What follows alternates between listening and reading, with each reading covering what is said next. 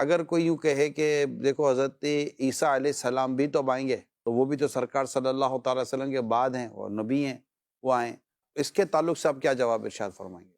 دیکھیں نبی پاک علیہ الصلاۃ والسلام کے بعد ان کو نبوت دی گئی یا نبی پاک علیہ الصلاۃ والسلام کے آنے سے پہلے ان کو نبوت دی گئی؟ پہلے دی گئی تھی؟ پہلے دی گئی، تو لہذا بعد والا تو ہے ہی نہیں اس کے اندر معاملہ۔ نبی پاک علیہ الصلاۃ والسلام کے بعد اگر کوئی پہلے والا نبی آتا ہے تو اس کو نئے سرے سے نبوت تھوڑی دی گئی۔ شب معراج کے اندر تو سارے نبی اپنے جسم مبارک کے ساتھ موجود تھے، جی ہاں، تو کیا وہ حضرت عیسیٰ علیہ السلام کی بھی تخصیص کیا؟ سارے کے سارے نبی اپنے اجسام مبارکہ کے ساتھ موجود تھے۔ نبی پاک علیہ الصلاۃ والسلام نے حج کے موقع پہ فرمایا کہ میں نے حضرت موسیٰ علیہ الصلاۃ والسلام کو دیکھا کہ یہاں سے وہ گزر رہے تھے، حضرت صالح علیہ السلام کو دیکھا یہاں سے گزر رہے تھے، تو وہ بھی تشریف فرما تھے۔ تو جو عقیدہ ہے وہ یہ ہے کہ نبی پاک علیہ الصلاۃ والسلام کی تشریف آوری کے بعد کسی کو نئے سرے سے وصف نبوت، منصب نبوت نہیں دیا، نیا نبی نہیں آئے گا۔ نیا نبی نہیں آئے گا۔ پہلے سے جن کے پاس نبوت ہے وہ تو باقی ہے، نبوت زائل تو نہیں ہوتی، تو سارے کے سارے نبی تو پہلے۔ حضرت عیسیٰ علیہ السلام جب تشریف لائیں گے تو وہ ان کا آنے کا جو ہوگا جو سارا معاملہ، اس کے تعلق سے آپ ناظرین کی کیا رہنمائی فرمائیں گے؟ حضرت عیسیٰ علیہ الصلاۃ والسلام جب تشریف لائیں گے قیامت سے پہلے امام مہدی کی موجودگی میں، آپ دمشق کی جامع مسجد کے مشرقی کنارے پر اتریں گے۔ آپ جب آئیں گے تو یہ بات تو یقینی ہے کہ آپ اللہ کے نبی تھے، ہیں اور ہوں گے، ٹھیک، کیونکہ جسے نبوت دی جاتی ہے اسے کبھی واپس نہیں دی نہیں دی جاتی۔ جاتی۔ اللہ تعالیٰ نے کسی کی نبوت کو زائل نہیں کیا، ختم نہیں کیا، اور نہ اللہ تعالیٰ کرے گا۔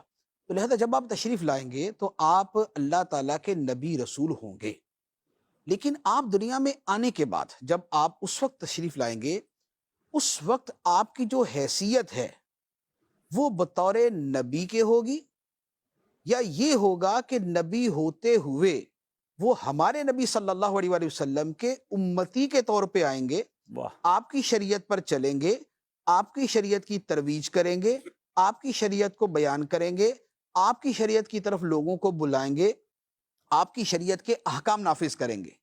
تو جو حضرت عیسیٰ علیہ الصلاۃ والسلام کا آنا ہے وہ اپنی انجیل کے ساتھ نہیں ہوگا، وہ انجیل کے احکام جاری نہیں کریں گے، وہ انجیل کی شریعت بیان نہیں کریں گے، بلکہ نبی پاک علیہ الصلاۃ والسلام کے امت کے ایک امتی کے طور پہ تشریف لائیں گے، اور اسی دین اسلام کی شریعت، اسی کے احکام اور اسی کی ساری چیزوں کو بیان کریں گے۔ تو لہٰذا آپ کا وہ جو آنا ہوگا، آپ نبی ہوں گے لیکن وہ آنا بطور نبوت کے نہیں ہوگا بلکہ بطور امتی کے۔ اتنا واضح ہے کہ یہ پورا کچھ نبی پاک علیہ السلام کی احادیث میں موجود ہے، جہاں قیامت کی نشانیاں بیان ہوئیں۔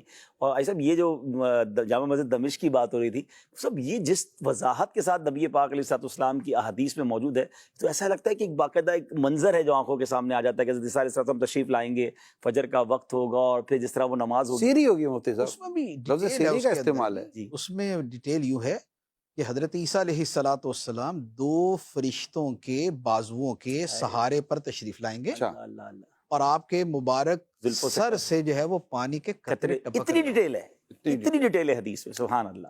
پھر جب آئیں گے تو اس وقت آنے کے بعد فجر کی نماز ہوگی، اقامت ہوگی، ہائے ہائے، اور اقامت کہی جائے گی تو آپ سے عرض کیا جائے گا کہ آپ امامت فرمائیں۔ حضرت عیسیٰ علیہ الصلاۃ والسلام امام مہدی سے فرمائیں گے کہ آپ امامت کریں، اور مسلم شریف کے الفاظ ہیں کہ کیف انتم اذا نزل فیکم ابن مریم و امامکم منکم، لوگوں تمہاری کیسی شان ہوگی ہائے ہائے ہائے، کہ جب ابن مریم تمہارے درمیان نازل ہوں گے، اتریں گے، لیکن امام تمہارا ہوگا، اللہ اکبر، امام تم میں سے ہوگا، حالانکہ اللہ کے نبی ابن مریم موجود ہو۔ اللہ اکبر، تو یہ پوری تفصیل کے ساتھ یہ حدیث مبارک، سبحان، بہت بالکل ہر واضح ہے۔ Crystal clear. اور یہ امامت بھی اسی وجہ سے، یعنی حضرت میں عیسیٰ یہی علیہ کہنے والا الصلاۃ تھا، جی، والسلام جو ہے وہ امامت نہیں فرمائیں گے بلکہ امام یہ میسج، مہدی امامت کریں گے، اور حضرت عیسیٰ علیہ الصلاۃ والسلام پیچھے ہوں گے، وہ اسی میسج کو واضح کرنے کے لیے کہ اب آپ کی جو تشریف آوری ہے، یہ آپ کی تشریف آوری بطور اپنی نبوت کے نہیں ہے بلکہ بطور امتی۔